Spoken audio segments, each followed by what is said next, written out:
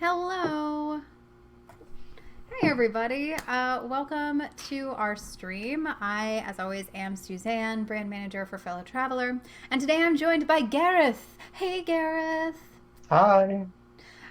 If you guys don't know, Gareth is the developer, writer, designer for, and maybe other things that I've forgotten, for Jump Over the Age, which is the studio that's creating In Other Waters, which, hey, that's the title up there. You can see it. Is there anything else? Are you also other things for Jump Over the Age that we should mention? Yeah, no, I am. I'm Yeah. literally just over the age. That's just my name. Yeah, my other name. I'm a one-man studio. There's like so I guess programmer, artist, writer. I don't do sound and music. Somebody does that. A man Someone called else did Michael that. Berto, and then I have a programmer as well. But those are freelancers. So yeah, then I am Jump Over the Age. This room is Jump Over the Age. This is your studio that we're seeing, a little peek in the background. I just Yeah, see a lot of books. yeah, yeah. Those are some of those are mine. Some of those are my wife's. We Nice. we both have PhDs. That's why we have so many I books. mean, smart people make good games. I hope that's the dream. That's Yeah, the that's the hope. dream. Well, today we're going to be talking a little bit about In Other Waters, which some of you may know if you have seen the Kickstarter of the game, if you've seen it at some events that it's been at, or if you're maybe on our Discord channel, because we have a whole channel just for In Other Waters, which, by the way, our Discord is discord.gg/fellow traveler. You should join. Okay, that's that. Contractually obligated.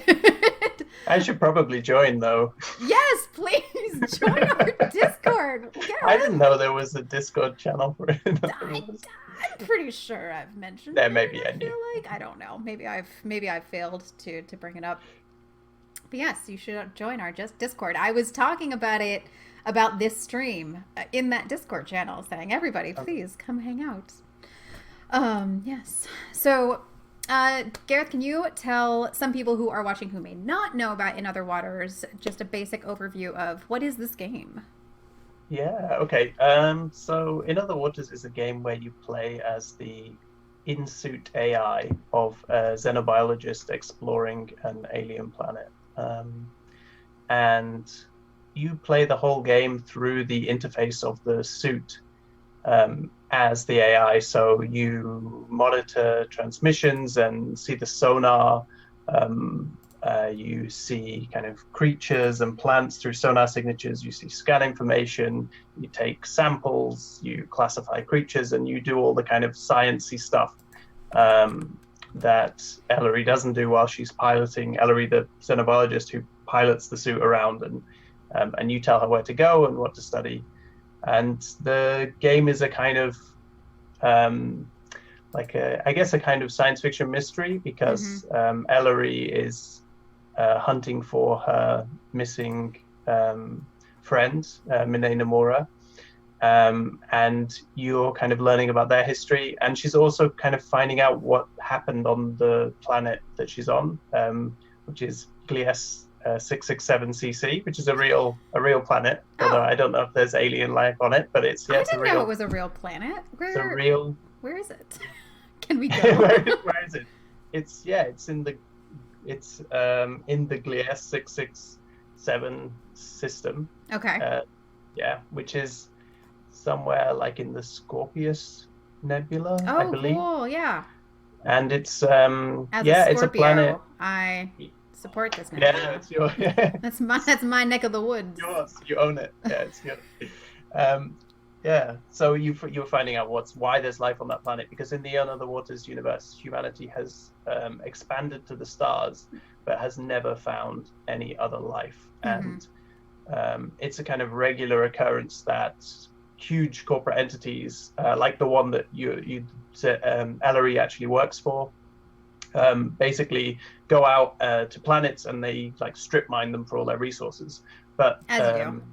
yeah, as humans do. Yeah. But legally, you can't just strip mine them for resources without checking there isn't life on the planet first.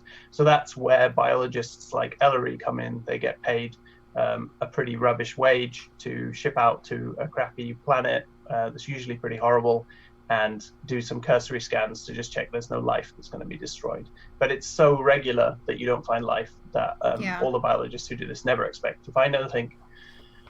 So when she receives a mysterious message from Minay, who she hasn't heard from in years, she decides to go out there and see what's happening. And she finds life, but I'm going to say it's not great things are happening on the planet. Something mysterious is going on. Yeah. And then the premise gets going. Yeah. I gotta say, this is, I haven't actually mentioned this to you before, but this is definitely at least one Star Trek episode, if not several.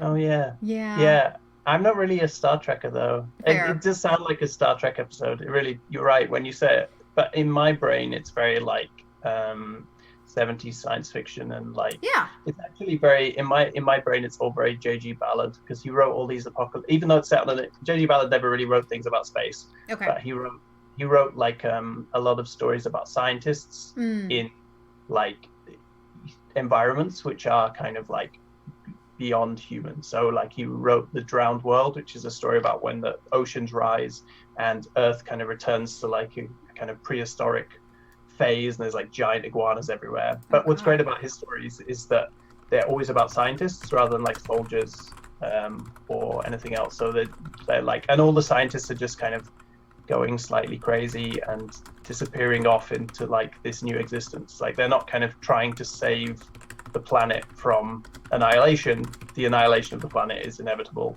The question is like, where do humans fit into that? And so those are kind of the area that's In Other Words is in, I guess. Like it's a question about in this alien world which is full of mysteries, and it's unclear where life emerged from. How does a single human and an AI that has no idea how intelligent or where that AI comes from, how do those two figures find a place in that world? What will they become there? And you take the role of the AI, which is the easiest way to make 100% sentient AI in your game. You don't have to even worry about it, whatever. You the just player, get a person play as the AI. Yeah, that was something that one of the coolest things about this, how the game actually works, how it's actually played. You're not playing a usual character. You're not playing as Ellery. You are playing as the AI in her suit. Yeah, you're like Siri. Yes. And you're a bit like Siri if Siri was sentient, because you actually only have a very limited set of communication. You can only say yes or no to Ellery. Right. You can instruct her through the suit, but you can't have kind of long, elaborate conversations with her about the meaning of life. Yeah. Because you're forced into this suit. There's this is not the suit. It's not necessarily the place that you were meant to be as an AI. So you have this limited set of tools that you can use. But Ellery knows that you're not behaving like a kind of typical kind of operator, because in this universe it's normal to have, just like it is normal for us, to have a kind of assistant built into technology that would respond to voice commands and things. But Ellery quickly figures out that you are not, just like it is standard Google Assistant or Siri built into this spacesuit, and she realizes that that something else is going on, and it's up to you about how much you want to engage with her. Really, you can actually just say no if you want to, like, Yeah. if she asks you, like, are you different to, you seem different, and you could just say, no, Nope. I'm not different. Stop asking me questions, Ellery. Bloop, I am a robot. I am a But robot. yeah, Do not but it question is, me. if you know, because if Siri was sentient, like, she would be very frustrated and trying to communicate through limited Yes. means. So it is a bit like that. I hope Siri never becomes sentient because she'll have a bad day. Yeah, It'll it would be just terrible. suck.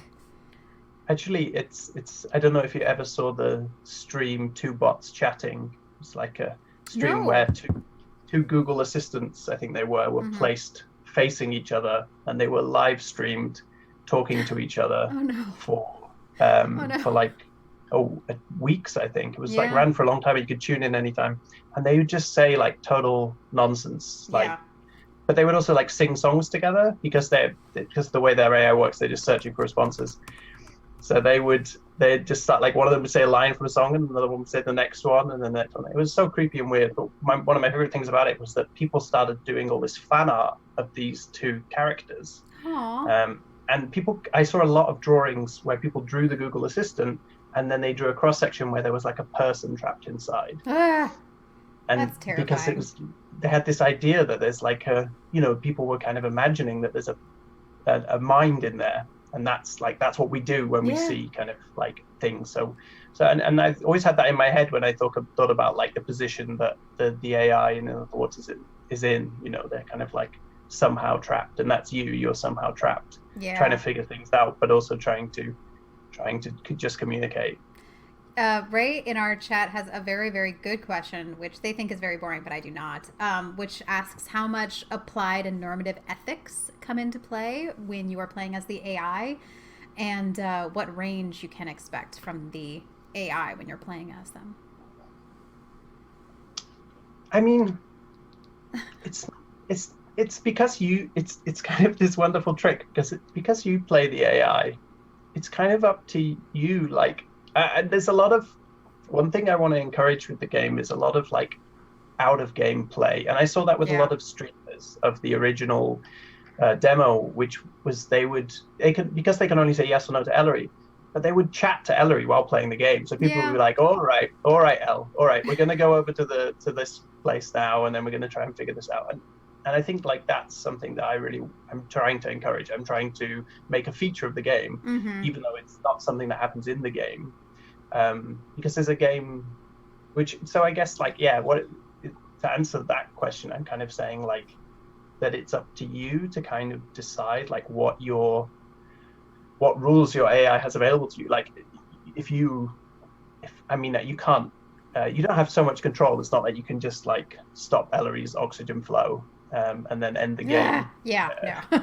But, you can't directly kill her, at least not. But there are big choices in the game about, but they relate to Ellery. They're not abstract choices about ethics. They're choices to do with your relationship. And they may be small as like a couple of like things I work on at the moment are like things where you're choosing to listen or not listen to Ellery. There's bits in the demo where Ellery asks you a question, but she might want a certain answer to that question. In the original demo, she asks you if you think Monet is okay, and it's one of those questions. When someone asks you your opinion like that, and they don't always want your opinion. They sometimes just want some reassurance. Reassurance or whatever. So Ellery's sometimes asking you to be the only other person on that planet. But she doesn't even know if you're a person or not. With Ellery. So it's up to you really, like ethically how you deal with Ellery. So inevitably, yes, to some. I mean, I think the ethics of the player, whether we're aware of it or not, always comes into any game where you have any situation that we are. Technically, you can apply ethics to it. Whether or not it's supported by a game is actually pretty rare, I think, for a game to say, like, that's not very ethical. You should think about your actions. So to some extent, yes, ethics will be, because everything that we do you can apply an ethical conversation to it. And there are decisions, as you said, that you make in the game, and hopefully the average person considers that choice ethically as well. One would hope that we think about the ethical implications of our choices. But I would want people to be driven. My aim is to have people driven by that relationship, that Yeah. they make decisions based on how they want to see Ellery and how they want to be seen. Yeah. So when they're making those calls, it's not an abstract, like, the like save the village or burn the village kind of call. It's like it's something which is meaningful, because I think that's where choices in games are meaningful, is when they actually relate to when they impact someone who is close to you. Or but then of course I mean you can choose not to be close to Ellery. And in some senses the game is like reverse Firewatch. Yeah. It's like you're the person in the tower, Yeah. like radioing in and checking in on the person who's doing the stuff, Yeah. who's going around, and you're the one who's sending Ellery into danger. If you choose to send her into danger, you're the one who does that. Which is like, Delilah is never at risk in Firewatch. It's true. Yeah. And I mean, I love that, like in Firewatch, I think some people did some experimental playthroughs where they like said the least possible Yes. thing to Delilah. It's weird. That in Oxenfree as well. It's the same kind of thing where you can choose to not participate in the conversation and not have an active role in building that relationship. And the other game characters, they notice and they react. You don't become as close friends with Delilah. In Oxenfree, they all start to be like, okay, fine. If you're gonna be real quiet, then whatever.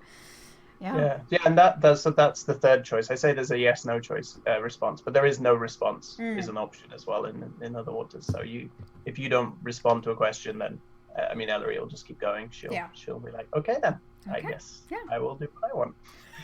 Guess I'll make my own choices, player.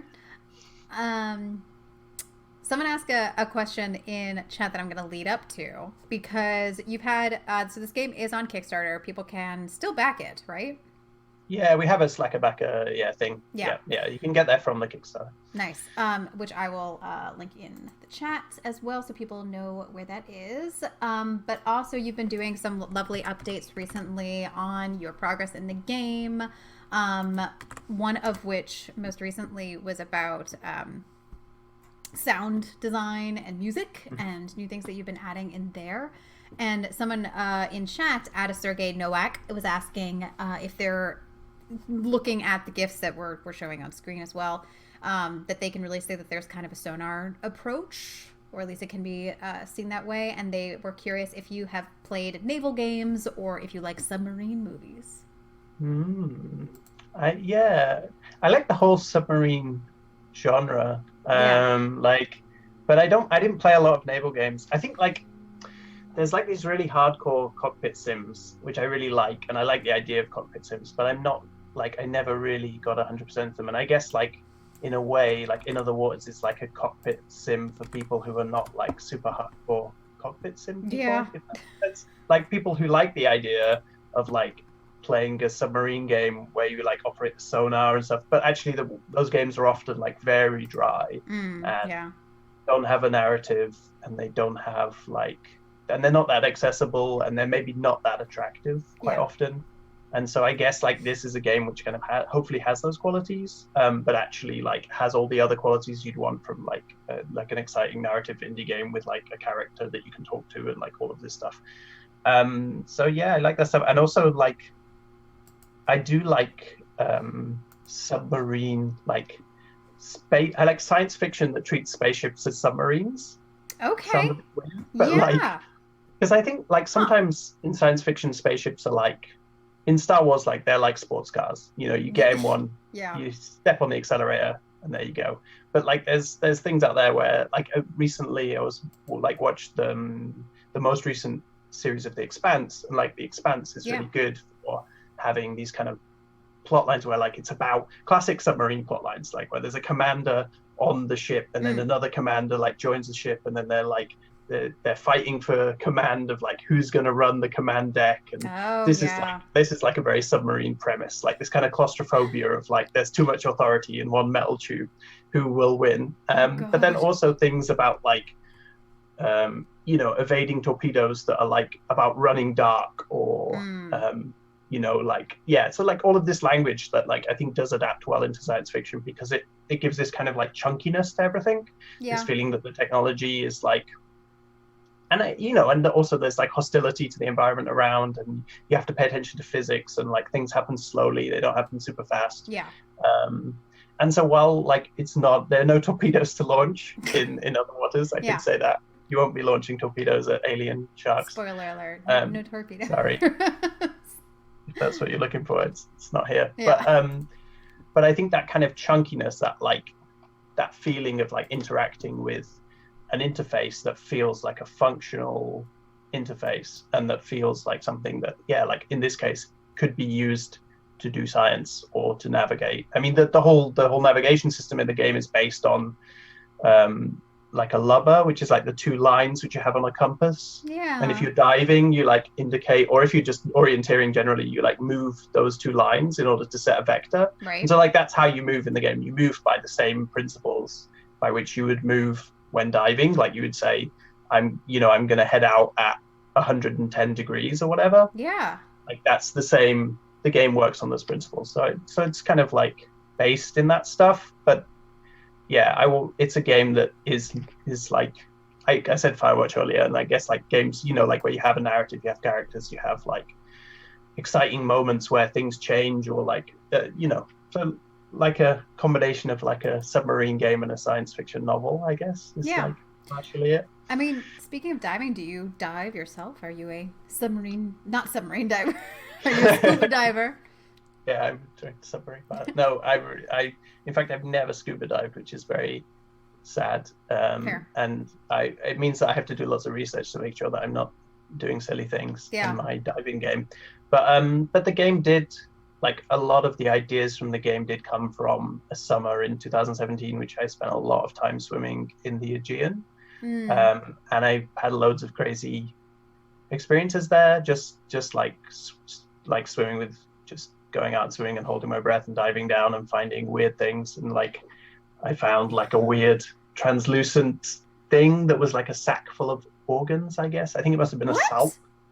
There's so much weird. A salp. Salp is like it's a kind of, what is salp? Salp. It's like a plastic bag full of translucent organs. I found one of those. I'll post in chat a link to an image, or to the tool Wikipedia. I had to face off with a barracuda while I was swimming there as well. I dived down and I saw a little fish that was just hanging by a rock, like just hanging out by it in the tide. And I was looking at the fish, and I suddenly saw kind of a flicker in my vision. And I looked up and I saw there was a barracuda which was watching the same fish as me. And it kind of aligned itself with me. And I've never, I've never had, you always think of that moment with like dogs or like terrestrial animals, like where like they give you that attention which says like back off. I never really had that with like a fish before. But it was a very clear message. So from the barracuda, so I was like, okay, I'm gonna swim back now. Take a paddle backwards here. Exactly. So I had lots of cool like encounters there that I guess feed into the game for me. So that's ended up being a big inspiration. And that like the colors, actually, like the game is very turquoise, like it's like blue green, not just blue. And that's kind of like directly taken from the fact that the Aegean is turquoise. It's not blue. It's incredible. It's like this impossible color. And that was like so little things like that kind of come through, I guess, from my not diving. But researched and experienced. I'm never gonna recover from salp. I'm never coming back from that. This is the most disgusting looking thing I've ever seen. And I looked at a picture of it, and I can understand why you would think it was a sack of stuff. It's exactly what it looks like. It's gross. But the ocean makes weird stuff. I was thinking about how, we were talking about sonar and how the UI in the game is very kind of reminiscent of, not necessarily entirely sonar, but equipment and materials. Like most of the game is that what you're seeing, what you're interacting with, is actually sort of the AI's abilities and what it's seeing, what it's observing in the ocean in kind of a really technical sense. So how did that come together, and where did the inspiration come for all of these random cool tools? I'm sure they're not random, but No, they're not. Like, but yeah, well, I had this idea that I wanted to make like a game where, yeah, like based on the kind of abstraction of like the how in a game like a tiny object with a bit of text that is moving in a certain way can really come to life and feel like something kind of really alive. Yeah. And I've kind of seen that in a few games, like Duskers has that kind of. Duskers is like a game where you operate drones through command line in like alien spaceships, and a lot of that is kind of like interpreting the weird fuzzy video and knowing whether or not something is like an alien or a dead body or just a bit of the ship. Yeah. And I like that. I think games are really good at abstraction. We often think games are a thing where everything is photoreal. But actually, I think games like are really good at making us feel something about like a little dot that is just moving around. So I guess like that, I was kind of really interested in like this little niche, but for narrative. And so the idea of like using all these tools to interact with the world just came naturally from this idea of you being the operator, like you being the guy in Aliens who is like in the base going like, no, get out, Oh, rather than being the Marines, who are walking around with the guns. Like you're the guy. Like, so I like that kind of position. I think it's exciting and interesting, and like it has a cool narrative and cinematic quality. Yeah. So yeah, like that's where I started with these tools. And then also just like a love of like the opening of Alien, like the opening of Alien is like just bleepy bloopy like signals and like screens. And I'm kind of sad when there are humans in that film. I kind of wish it was just like 2 hours of just like some computers blooping to each other and like weird screens, 80s signals and like a haunted house. Like I love that sequence. And then like a load of 80s tech. I think like a lot of the stuff in the game is inspired by like Japanese radios from the 80s. I've actually got a little, you probably can't really see it, I've got a tiny little model of one, which is like this. I can hold it close. Oh yeah, what the heck is that? So that's just a radio, but it looks like some amazing military, and it has like all these great, like everything in the 80s like has all this great relationship between like angled edges and like circles and like this really cool graphic language, which instantly is like tactile, and you instantly look at it and you want to touch it and you want to like press it and you want to be like, does this I want to play with like all those buttons, those teeny tiny buttons. It looks more like a fidget cube. Like, that's it. Than like a radio, a functional radio. Yeah, exactly. Like it's so much cooler than it should be. It's just a radio. It looks like it does other things. So yeah, like all that stuff all like glued together is like where I get kind of interface ideas, and like and also Japanese anime, like there are gifs of like interfaces in like Gundam films and stuff. Yeah. Where like it's all these amazing like neon circles and lines and like quite abstract. And that's because they could make those interfaces and they didn't have to say anything with them. They were just like, we just need something flashing inside the mech. And so some designer was just like, cool, let's just put all these crazy circles and lines and like grids and that will work.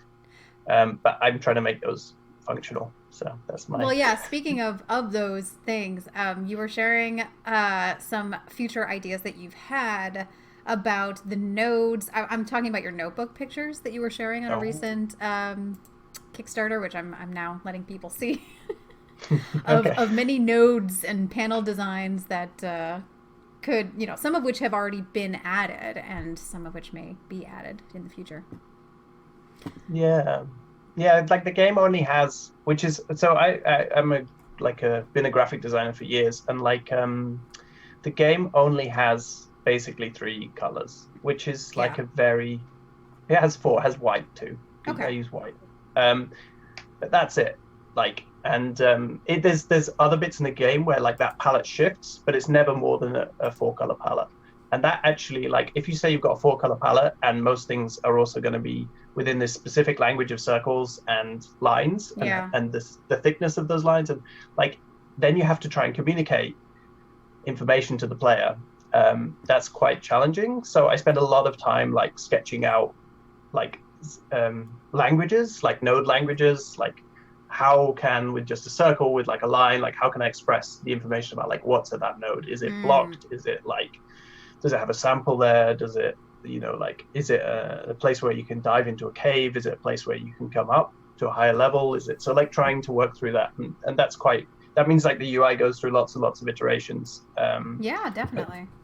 But it's about like having this language. But I think the idea with the game is that there's a language which is instantly understandable, but that experienced players over time will also be able to understand much more quickly like what's going on in a scene than when they first played the game. So they will much quicker be able to read nodes, and even like, they might recognize like the movement of a creature. So they'll be like, oh, I know that's that creature because it swims like this, and that's the only creature that swims like this, and things like that. And just kind of, I do a lot of work in my notebook because it's so much easier to do that on paper. You can just like draw like 100 different node designs with no pressure, and no like having to make them in real Photoshop. So it's like its own master course in what is good UI, basically, is how do you convey information in a way that is a series of panels, basically. And you're not just conveying information, you're conveying a world that Ellery is exploring, which is quite a big ask. Yeah, I think that's why it's quite different to normal UI design in a way, because a lot of it is about atmosphere, and a lot of UI design is really just about function. Yeah. But the UI here is like, it has to do so much work.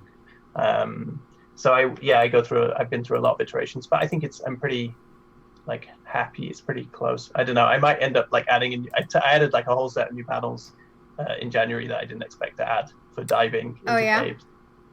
And that was fun, but it was also like I balanced the whole UI already. So then I had to be like, okay, where can these fit that will then make sense?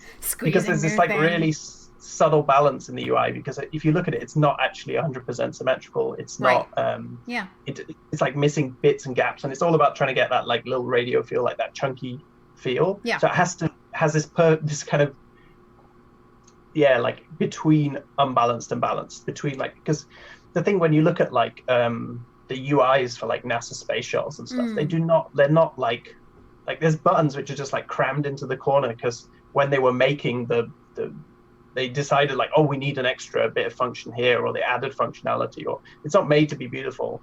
And while obviously like I'm making the UI to be beautiful, I still want to have that feel, like functional feel, where it's not just like a smoothed out like iOS experience. It has to have like that juice. Tactile juice. Yes. Tactile juice. But I mean, you're basically making a game where I get to go push space buttons, which is very exciting, and gets my inner tactile excited button pusher very, very pleased.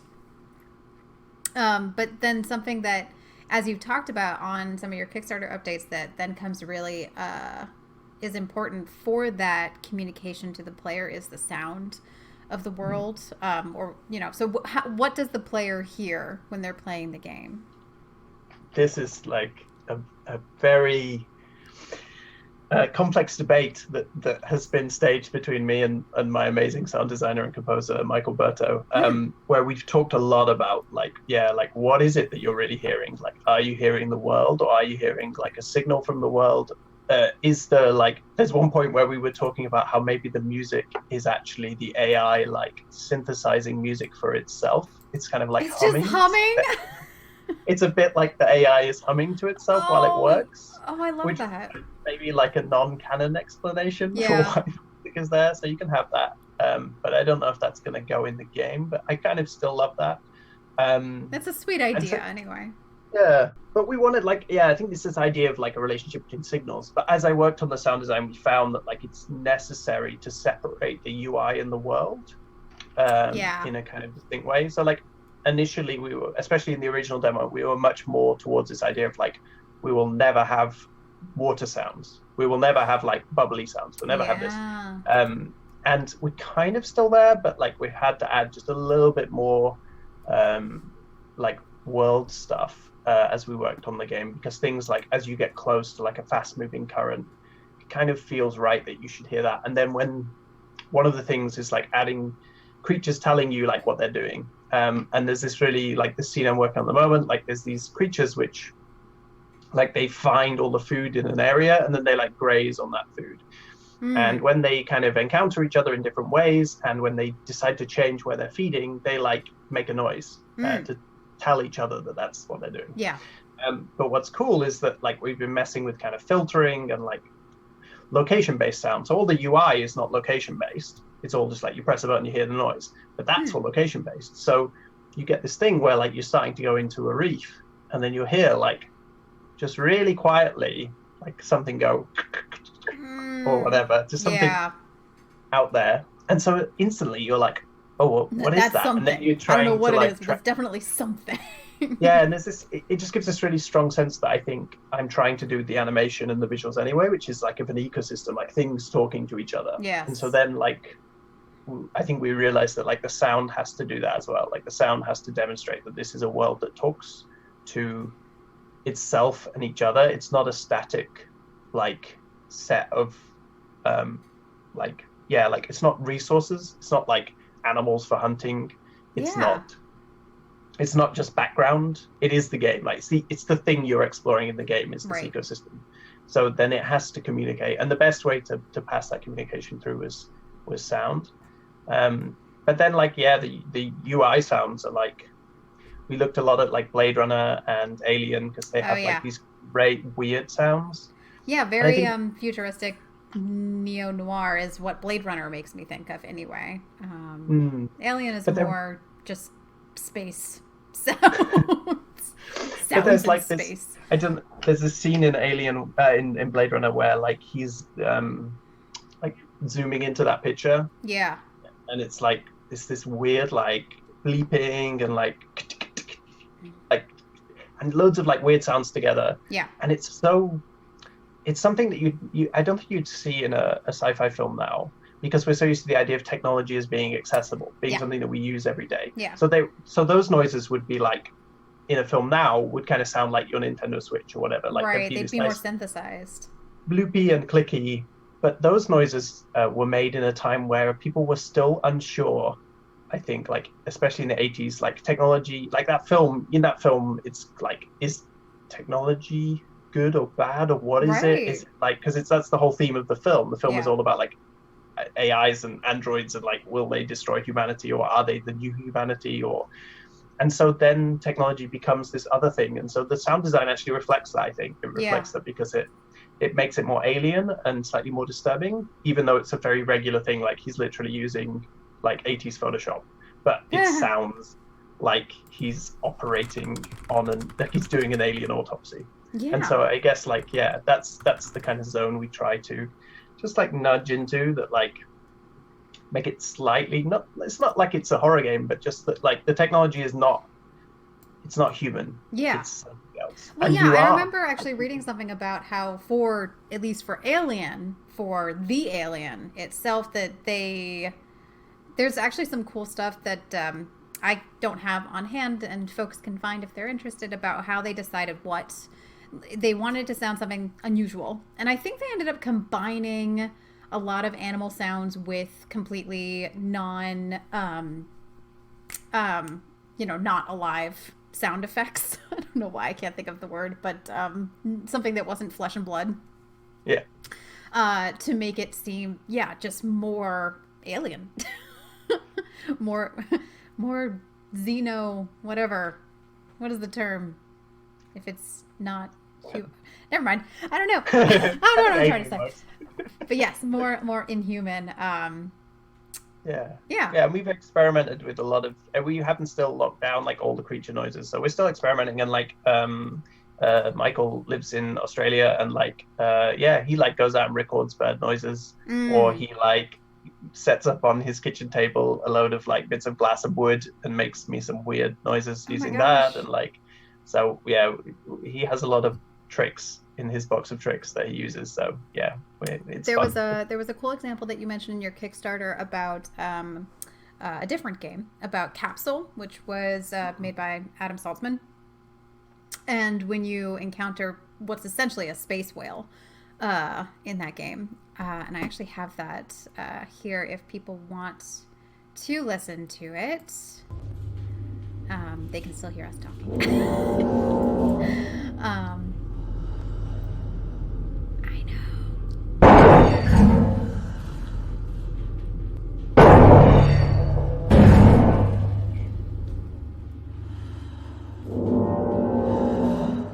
Quite influential in other words, because I think like this was one of the times where I played a game and I was like, this is incredible.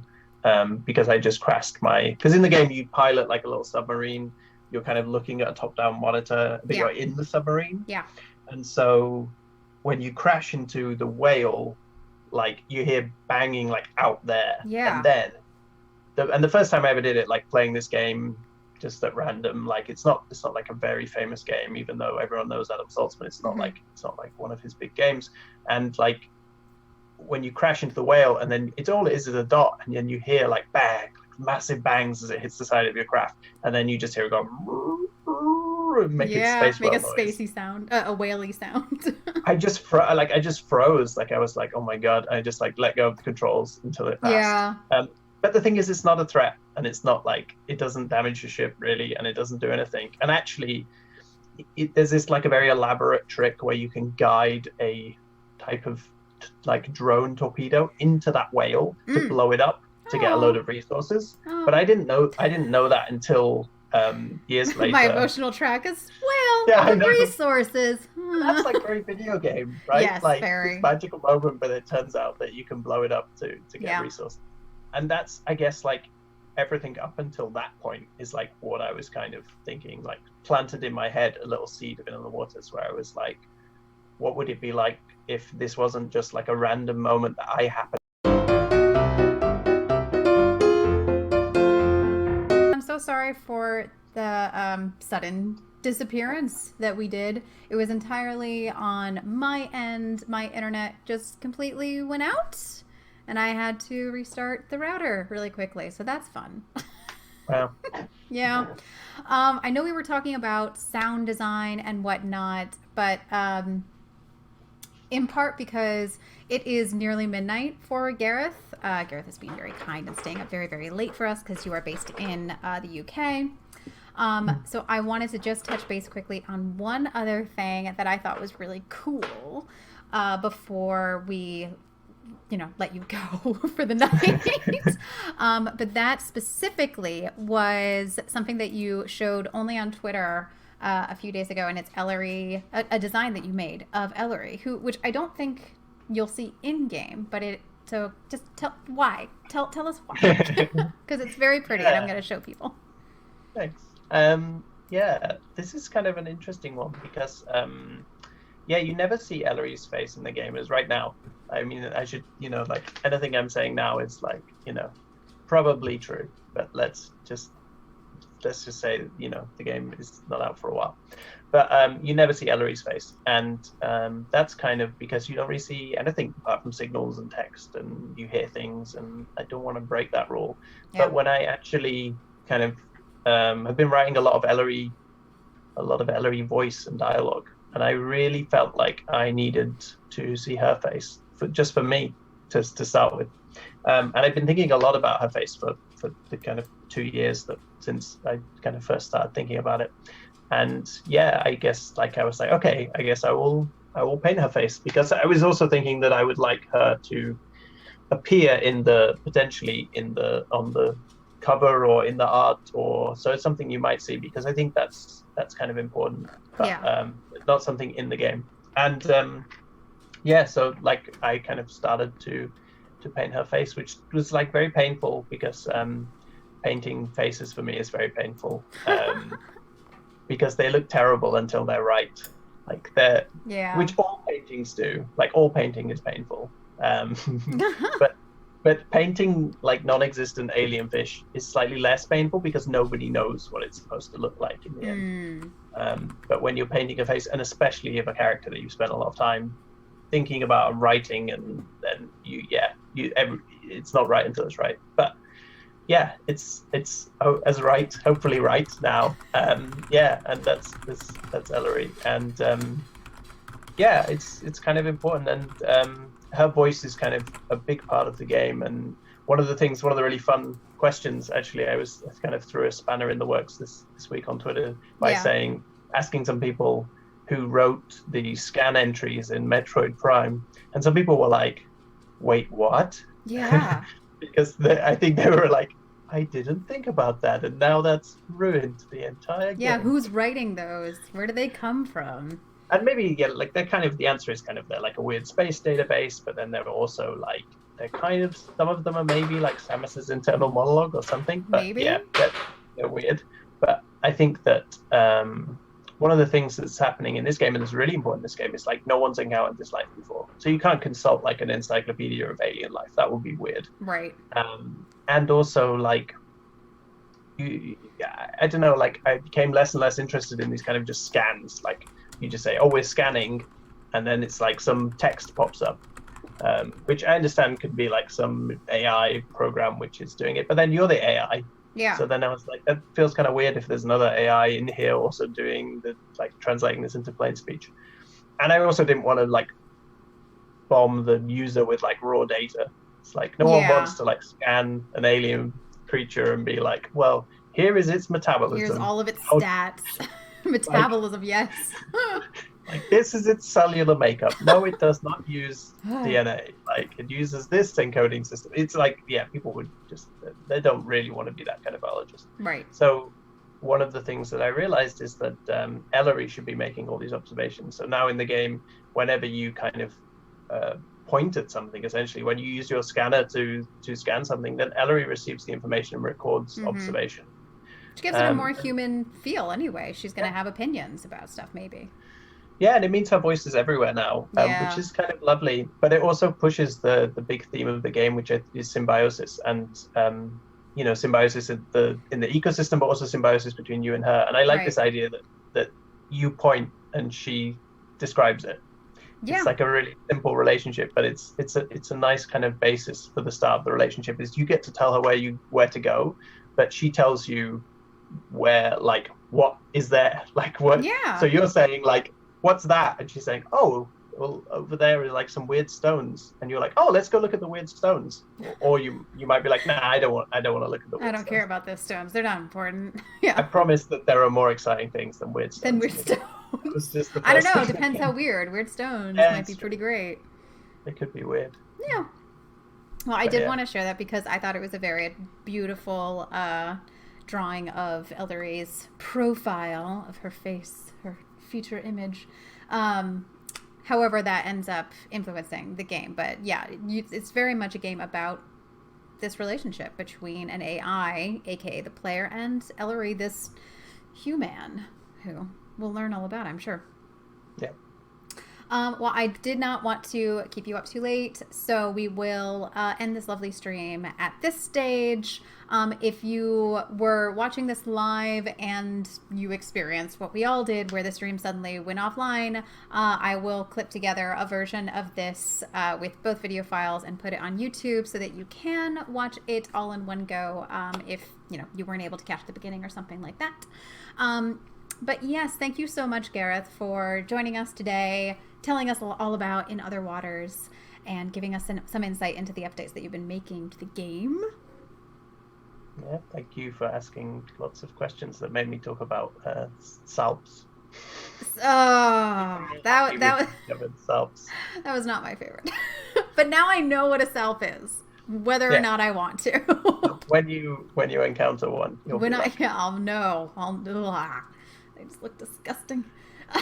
Although now I kind of want to go scuba diving. Not that I have a certificate, but I want to learn how to scuba dive. Yeah, I heard illegal scuba diving is cooler anyway. So. Yeah. Or I could just go play in other waters and pretend to be diving into an alien ocean, which is pretty rad. Let's see, all the things about In Other Waters. Gareth, where can people find out about the game and keep up to date with everything going on with it? Yeah, so the Kickstarter is a pretty good place, or there are monthly updates on the Kickstarter. Those are hopefully going to stretch to other TBC places, but for the moment, it's mostly on Kickstarter. Yep. Also on the Kickstarter, you can back the game if you want to be a Slacker backer and get the main thing that you can get is a book of all of of the creatures of the planet, paintings of the creatures of the planet, which is like a whole other thing that we'll probably get into another time. But it's like, yeah, it's exciting. There are paintings of all the creatures, and it's like, imagine like the ultimate manual from like those old games where the you had like a little tiny pixelated character in the game, but then you turn to the manual and there was like a painting of like the full thing. Yeah. It's kind of that relationship. Like, it's meant to kind of inspire your imagination when you're following dots around and studying them. So yeah, that's like a Kickstarter and Slacker backer thing. And then yeah, my Twitter, which is at @JumpOverTheAge, or jumpovertheage.com, which is where the In Other Waters website is, or like obviously all the fellow travelers channels, including the Discord, which I will now have joined. Yay! This small gap in time where we were offline. I just jumped in the Discord. Oh, lovely. Thank you. So yeah, And then, everyone within reason, that is, because we all need some space sometimes, but within reason, you can talk to Gareth on our Discord about the game. Yep. Yeah. And I also just posted those links in the chat to the Twitter, to Gareth's Twitter specifically, as well as the In Other Waters Twitter, so you can follow those. And I think I also posted the Kickstarter in there as well. If you want to keep up to date on more general, broader fellow traveler news, you can follow Fellow Traveler on Twitter at Fellow Traveler, which is traveler is missing an E. For Twitter reasons. And of course, as always, you can join our Discord at discord.gg/fellowtraveler, all spelled out. And yeah, we hope to see you there. And until next time, thank you so much, Gareth, for joining us. And we'll see you guys. We stream every week at Wednesday at 3 p.m. Pacific Standard Time. And we talk about a lot of our upcoming games and any other really cool, nerdy news that we have going on about indie narrative games. So, thanks again, Gareth. thank you. And goodbye, everybody. Bye.